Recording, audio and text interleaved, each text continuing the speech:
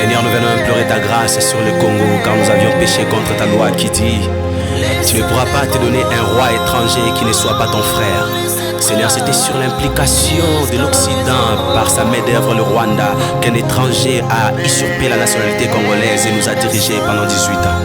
Pendant son règne jusqu'à ces jours, c'est lui les commanditaires de groupes armés qui massacrent nos populations à l'est du Congo, sur l'implication directe du Rwanda avec les moyens engagés par la République française sous l'œil impuissant et complice de la communauté internationale. Les kagamistes et ses complotistes intérieurs et extérieurs que vous voyez aujourd'hui, vous ne les verrez plus jamais.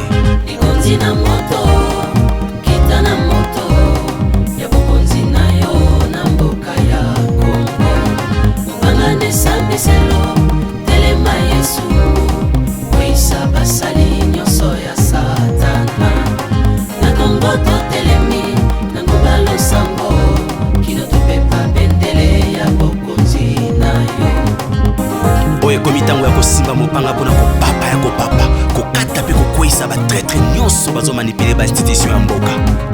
Ndia milimo nelikia tokozela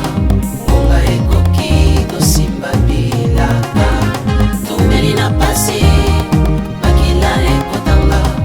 isolikolo tokobelela yo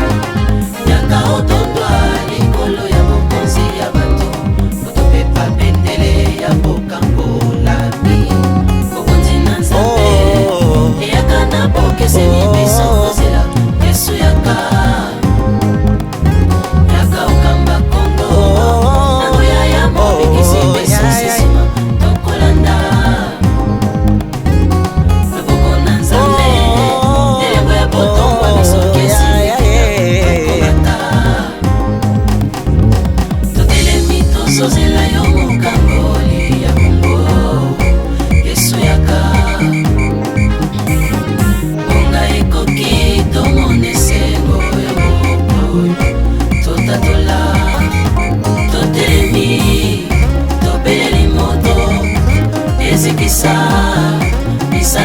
tolembi kobondela bato mpona likambo ya Kongo ndenge totelemi ya lelo eza po tosiplie moto te bawazalendo bisika nyonso totelemi nsima na Yesu basoda na front batelemi arme numérique etelemi basportif mpe na baartiste episcope du Christ totelemi flambo tosimbi na maboko eza po tokangola mboka bitumba ya Kongo botikeli bobele mokonzi ya mboka po tribalisme na partisanse ekoyisi patriotisme les Congolais de mauvais goût les par défaut les parvenus na ntango ya bitumba bovandi kimia bozelaki Kongo ekweya bosakundisa bahome d'etat po baboyi détournement na makia a cause ya baintérêt personnele bokoma badepte ya baretrograde bosakrifia intérêt ya Kongo koteka bomoto mpo na kanyaka na moi bolati sutani kazaka na butu bozokundisa mboka ye le Congolais du santo telema toza na Kongo mosusu te bapatriote tosangana todefendre koza mboka ye totatola elonga ye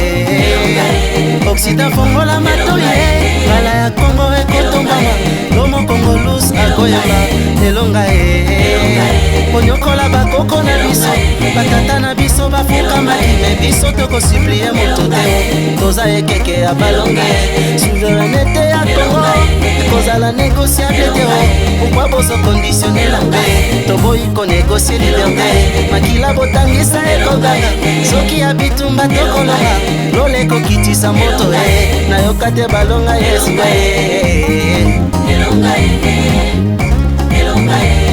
oh kolo Yesu yaya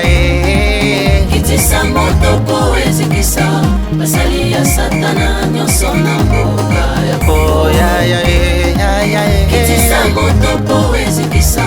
batempelo molili etondi mboka oh yaya kitisa moto po ezikisa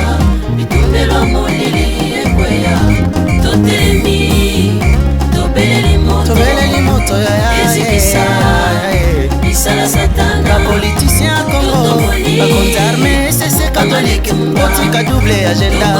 koliaka na nsima trahison bopréféra na bino bosalaka matanga soki taba apeli metango bato bazokufa ye bosepeli bomeli bino nsima ya makila nde bozolinya eyamalaki ne profite jamais boyebaka jeunesse ya lelo tosi tofungwami miso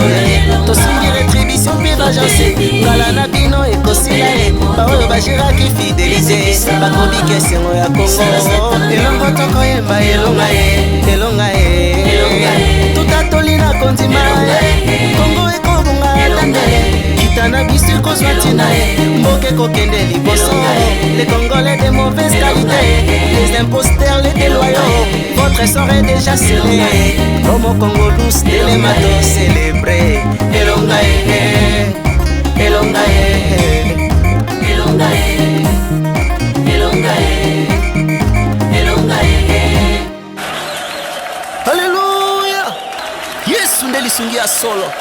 soko yaka tende mokili ezokakatana kasi lokolo ya ozali nzete kongo esimbi po etambola yango ata bato basangani mpo na kobundisa motindami oyo asimbami na yo bakolonga te po epako ya molimo mosantu likolo ya moponami yango ndengu ya kolonga